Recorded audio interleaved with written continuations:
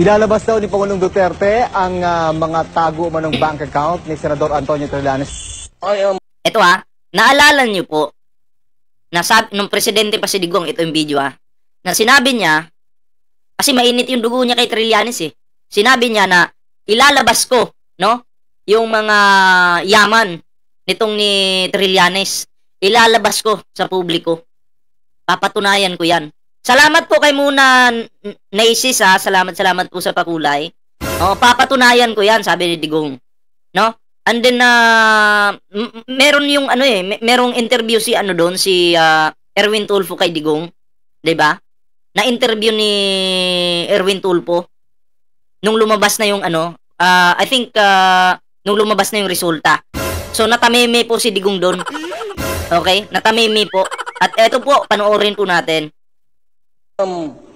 Giving you in a few days the number of deposits he has with his with Chinese joint accounts. Ito ang tila patikim kahapon ni Pangulong Duterte bilang tugon sa mga akusasyon ni Senator Antonio Trillanes IV. Ba't nakadila ito? Patuloy. Ito na yon. Nagbabalik po ang live telecast ng Sa Totoo Lang. Kasama pa rin po si Pangulong Rodrigo Duterte. Sir, mabalik... Yan na. Tatanungin na ngayon ni Erwin Tulfo si Digong. Po tayo doon kay Senator Trillanes na umalis po a few days ago. May mga kasama pa pong media para patunayan daw sa inyo na pawang kasinungalingan at walang katotohanan yung inyong accusations na meron siya tinatagong mga bank accounts. Kanina po, ipinakita niya at sinabihan daw siya ng bangko na walang account na ganito. Ayun, walang account na ganito. So, maganda naman po yung pagkasabi ni Erwin Tulfo dito, no? Ginagalang naman si Digong, may pa-share-share pa nga di ba? Oo, and then, napikon po itong si Tulfo dahil sa sagot ni Digong. Floating na naman po siya, floating. Mga DD shits, makinig kayo sa akin, okay? Alam ko may mga DD shits or dutae na nanonood ngayon. Ganito magloading ang utak ng inyong idol na si Digong. Okay? Hindi lang loading, floating pa. Ganito. Kakapintanil kasi yan Ano po ang reaction niyo?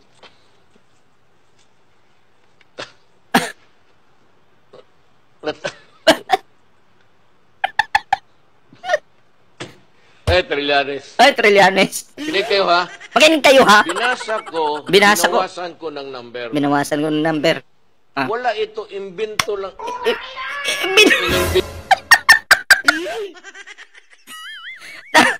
Napamura tuloy. Imbento lang pala. Ganun po si Digong. Magaling palang mag-imbento. Dapat nag-scientist ito. Oo, dapat nag-imbento ito ng pampatalino. Kasi magaling mag-imbento Dapat nag-imbento ka, Digong, para tumalino yung mga supporter mo. Kasi mga bobo. Diba? Ulitin po natin yung tanong ni Erwin Tulfo. Diba? Masarap ba or baka nasasaktan yung mga DD shits dyan? Kasi floating si Digong. Huwag kayong masasaktan yan naman talaga yung tatay nyo Lutang naman talaga Diba? Tuloy pa natin. Liko tayo doon kay Senator Trillanes na umalis po a few days ago. May mga kasama pa pong media para patunayan daw... Ano daw sabi dito? Brad, iba na Brad, ano ba na itulong mo sa bayan? Ito. Sasagutin ko to. Ano daw na itulong ko sa bayan? Unang-una, ang naitulong ko sa bansa, taxpayer ako. Nagpapasok ako ng dolyar dito sa ating bansa. Pangalawa, dito sa amin lugar, may napabahayan kami. Okay? Nakatulong ako. In short, nakatulong ako. Ikaw, kaya mo bang magpabahay? Yung gusto mong pabahayan, ikaw may napabahayan ka na ba? Tatanungin lang kita.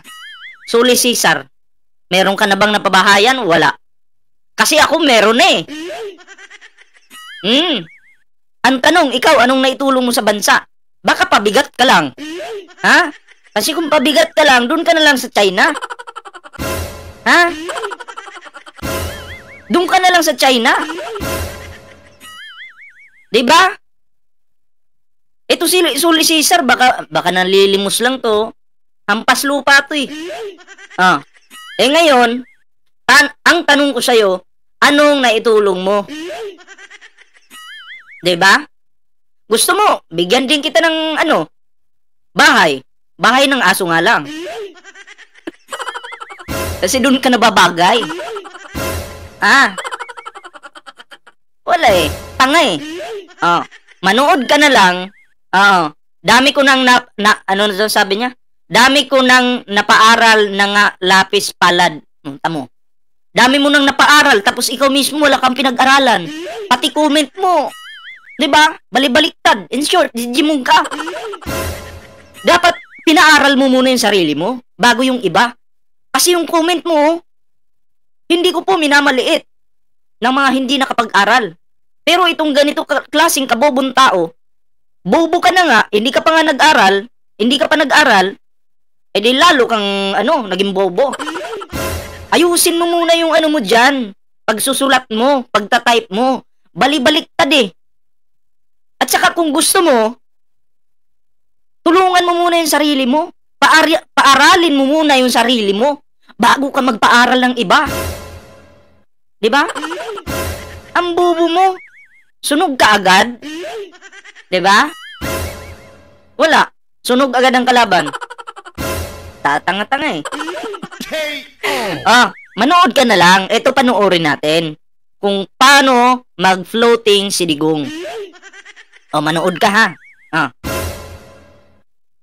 Daw sa inyo na pawang kasinungalingan at walang katotohanan yung inyong accusations na meron siya tinatagong mga bank accounts. Kanina po ipinakita niya at sinabihan daw siya ng bangko na walang account na ganito. Sir, ano po ang reaction niyo?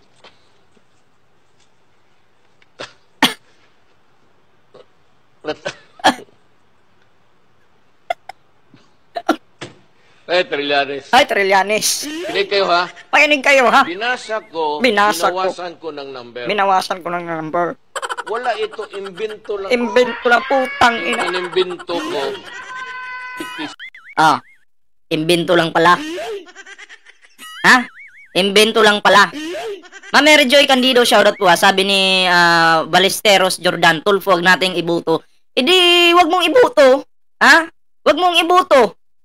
Bakit mo utusan yung mga nanonood sa akin na wag ibuto ang Tulfo? May kanya-kanya silang choice. Ha?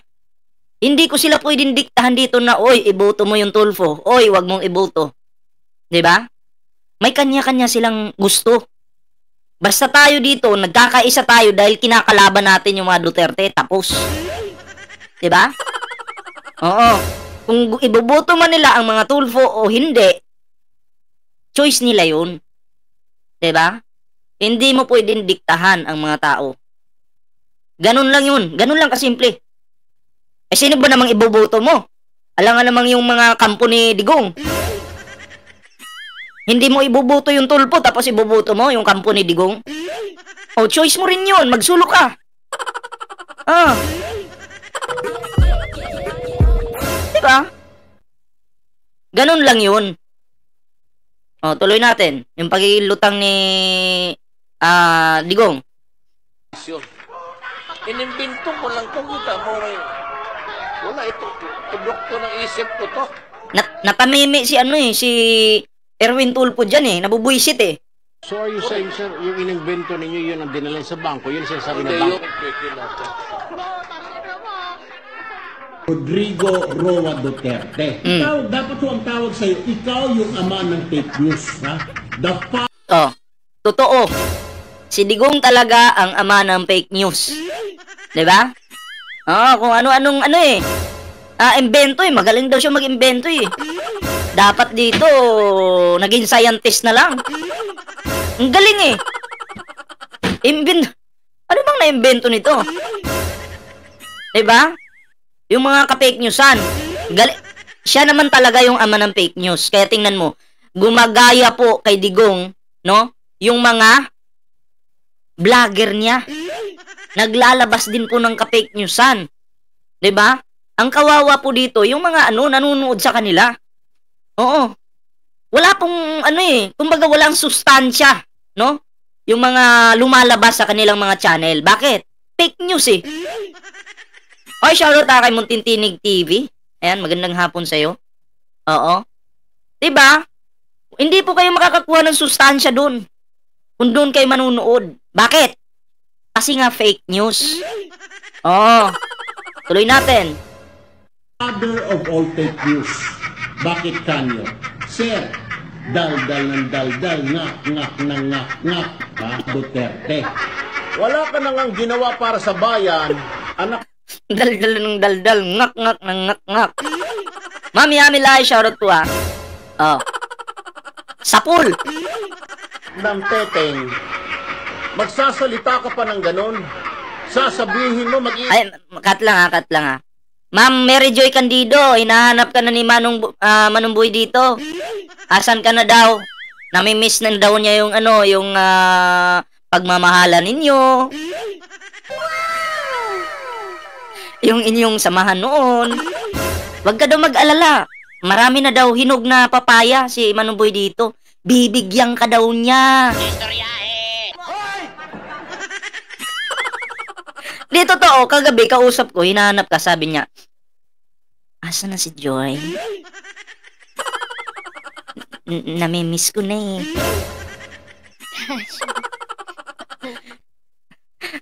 Sabi ni Manong Boy, kailan ka daw dito pupunta, ha? Para mag-date naman daw kayo dyan sa damuhan. May damuhan dyan sa gilid-gilid Para tipid. Di ba? Ay, balik na tayo sa topic natin. Nandiyan kasi si Ma'am Joy, di ba? Sinabi ko lang, pinarating ko lang yung sinabi ni Manong Boy kagabi. Okay? At least nalaman mo na. Tuloy natin. Invento ka pa ng kwento? Anak ka ng buang. Por Diyos, por santo, que barbaridad, que horror. Donde está la sandok está na dingding na kusok. Ay, ang dami nun Wala akong naintindihan dun. Ano yun? Yuhu. Ay, ganun ba? Palakpakan pa yung mga ogag. Yung kumpare ko, nandyan na ngayon sa Saudi, gusto na magpakamatay at sising-sisi. Bakit ka raw niya binoto? Maliwanag po yun na marami pong nagsisi. Oo. Sabi ni Ryan, basta kami dito sa Davao, ibubuto namin ang mga Tulfo Brothers. Yes, basta hindi naman sila panig sa Duterte No, kaya okay lang din sa akin yun, 'di ba? Oo. Sising-sisi po pala, yung mga bumuto noon kay Digong. Pa-shoutout sa lola ko, Alicia. Oy, shoutout po kay Lola Alicia. Magandang hapon po. Sising-sisi po ang mga bumuto kay Digong noon, no? Dito kay Digong. Kumbaga, parang sila ba? Kanang, ang tawag doon? Napaniwala sila ni Digong noon. Kasi si Digong nangako, 3 to 6 months, wala na daw po droga. 'Di ba? Oy, shoutout kay Tol Banat Boy Support po natin yan, si Banat Boy. Ayan Oo, kaibigan po natin yan at vlogger din. Yung nakapin po dyan, support po natin. Sising-sisi. Sising-sisi. Itong, kahit ako sising-sisi nga 'di ba? Nang dahil naman sa kay Pangulong Bongbong Marcos, no? Binoto natin itong mga Duterte na to. Itong Digong na to, 'di ba? Ganun. At si Muntintinig po, support po natin, subscribe po natin 'yan mga pre, no? Kaibigan po natin 'yan. Sumusuporta din po 'yan sa administrasyon. Tuloy natin 'to. Ito na po yung video. Dal ka ng daldal, ngik ka ng ngak ka ng ngakak, yung bunganga mo para kang... Alam mo mga maganda sa'yo, dito kayo. Isalaksak kita rin sa basurahan Naku! Saklog ko sa ulo mo ito. Naku! Nakita nyo yun mga dutae? Oo, nakita nyo yun? Ilalagay daw ni Erwin Tulfo si Digong sa basurahan. O diba?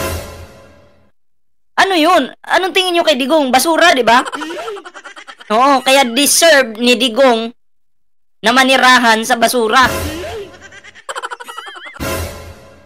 Diba? Deserve ni Digong ang mga salitang yan na lumalabas sa bunganga ni Erwin Tulfo. Diba? O, alam ko may mga bagong pasok dyan. Tatanungin nyo ako, bakit deserve? Dahil dito yun, no? Dahil dito. Oo, dahil dito. Tingnan nyo, ha? Na po, ipinakita niya at sinabihan daw siya ng bangko na walang account na ganito. Sir, ano po ang reaction niyo?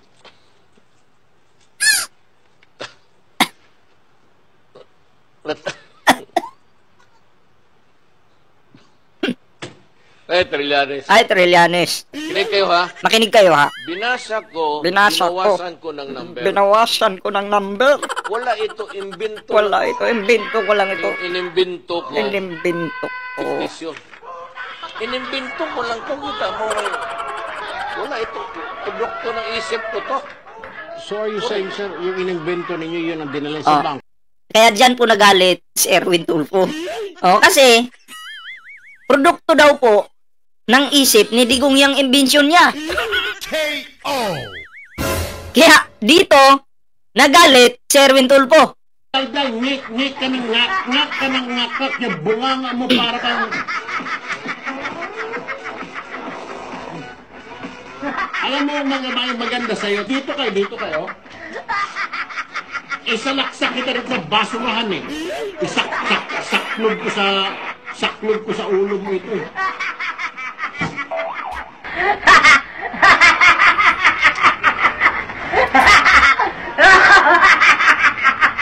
Ay, tadyakan kitang tao ka dyan. Tawa ka ng tawa. Alam niyo na kung bakit mainit yung dugo ni Erwin Tulfo dito kay Digong. Kasi pagka matino si Erwin Tulfo, nag-i-interview po siya ng maayos.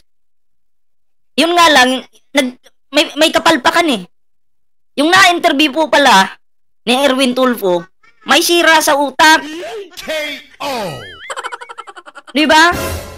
Nakakahiya. Akala ni Tulfo, yung na-interview niya ay matino. Wala na pala sa katinuan. Di ba? Oo, in short, bobo. Mga bobo! Kaya wag na tayong magtaka bakit floating din, no? Itong mga taga-suporta ni Digong, taga-sunod or mga supporter ni Digong. Floating. Lutang. Di ba? Sabi ko nga sa inyo, pag sasama kayo sa lutang, magiging lutang din kayo. Pero pag sasama kayo sa mga matitino, magiging matino din kayo. Ganun yun. Diba? Sabi ko na sa inyo eh. Nagpauto kasi kayo. Diba? Meron sounds. Sabi ni Nom Jelen. Baka kakapasok lang ni Nom Jelen. No? Kanina pa yan eh. Yung unang ano pa lang natin.